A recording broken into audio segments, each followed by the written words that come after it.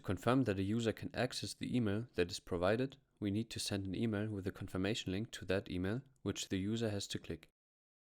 To create a template for the mail, we can use the code generator.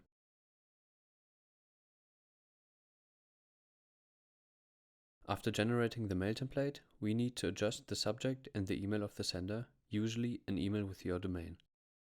We also need to change the recipient's email to the email of the user.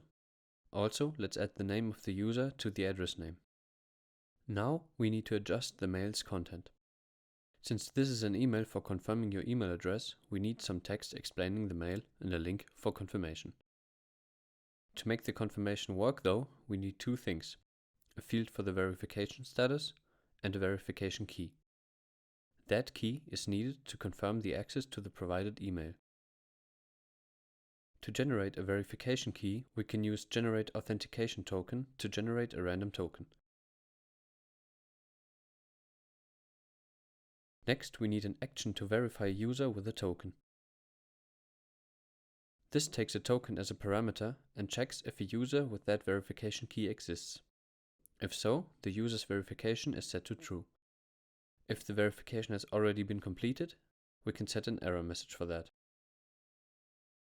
All that's left is to add a link with the verification key to the action we just created.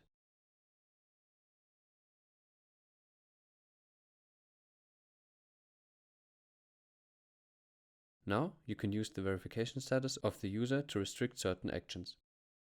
Let's enforce email verification for post creation.